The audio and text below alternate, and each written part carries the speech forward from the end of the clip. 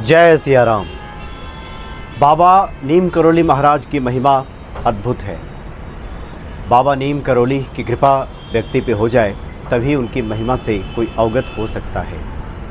श्री रामचरितमानस की वो प्रसिद्ध चौपाई बाबा जी का मुख पे हमेशा रहती थी कि सोई जानही जेऊ देई जनाई जानत तुम्हारी तुम्हारी होई जाई। ईश्वर को वही जान सकता है जिसको ईश्वर स्वयं अपने बारे में बताना चाहते हो। बाबा जी हमेशा ये कोशिश होती थी कि भक्तों को किस प्रकार से हनुमान जी से जोड़ दिया जाए। बहुत सारे भक्त जो आते थे बाबा जी से मिलने के लिए, उनकी यही कोशिश होती थी कि इस व्यक्ति को हनुमान जी की भक्ति से जोड़ दिया जाए, हनुमान जी की महिमा से परिचित करा दिया जाए। एक बड़ा अद्भुत किस्सा है वृंदावन आश्रम का। वृंदावन आश्रम में बाबा जी की दो शिष्याएं थीं। एक का नाम था द्रौपदी और दूसरी जानकी, और दोनों प्रिय शिष्याएं थीं। एक बार द्रौपदी बाबा जी के पास बैठी हुई थी तो बाबा जी ने कहा कि अच्छा ये बताओ द्रौपदी कि मेरा स्नेह तुम्हारे प्रति ज़्यादा है या जानकी के प्रति ज़्यादा है। तो द्रौपदी ने कहा कि बाबा जी आप तो बहुत दयालु हैं, आप तो सब पर स्नेह रखते हैं, सब पर कृपा करते हैं। तो बाबा जी ने कहा कि नहीं, मेरा स्नेह जानकी पे ज़्यादा है।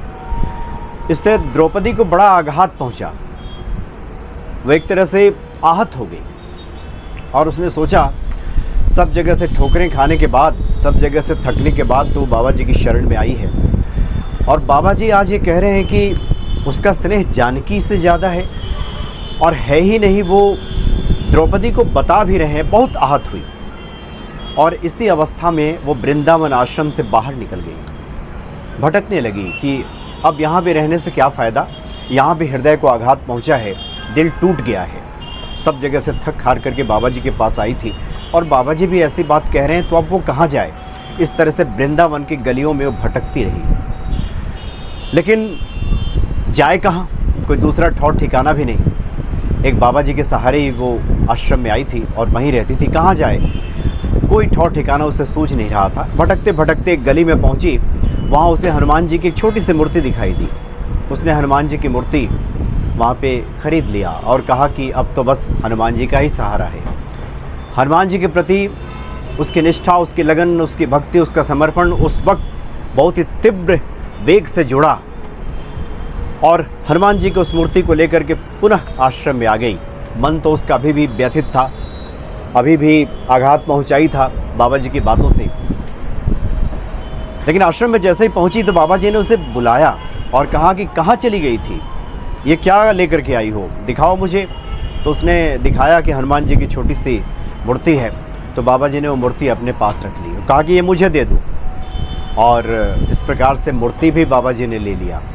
पूरी रात वो परेशान रही, दुखी रही और ये सोचती रही, और उसका जो ध्यान है बार बार हनुमान जी पे ही टिका रहा कि अब बस एकमात्र सहारा हनुमान जी ही है, हनुमान जी के सिवाय अब दूसरा कोई नहीं है। अगले दिन सुबह बाबा जी ने पुनः द्रौपदी को बुलाया और वो मूर्ति दी और कहा कि अब जाओ, अब तुम पूजा करो। और उसके माथे पर हाथ रखते हुए कहा कि मेरा स्नेह तुम्हारे प्रति भी उतना ही है। मैं तो सिर्फ ये बताना चाहता था कि संसार में सब जगह से विमुख जब व्यक्ति हो जाता है, सब जगह से जब थक जाता है, हार जाता है, सब जगह से उसका ध्यान जब हट जाता है, तब हनुमान जी के प्रति उसकी सच्ची भक्ति जगती है। तो बाबा जी ने इस माध्यम से द्रौपदी को ये बताया और अपने सभी भक्तों को ये संदेशा दिया कि जब तक हमारा ध्यान, जब तक हमारा जो रुख अन्य जगहों पे रहता है, हालांकि बाबा जी स्वयं हनुमान जी का अवतार कहे जाते हैं, लेकिन फिर भी बाबा जी ने एक रास्ता, एक मार्ग प्रशस्त किया द्रौपदी के सामने और ये बताया कि व्यक्ति जब सब जगह से हार जाता है, थक जाता है, विमुख हो जाता है, सब जगह से उसे जब आघात पहुंचता है, तब जा कर के वो हनुमान जी के साथ जुड़ता है।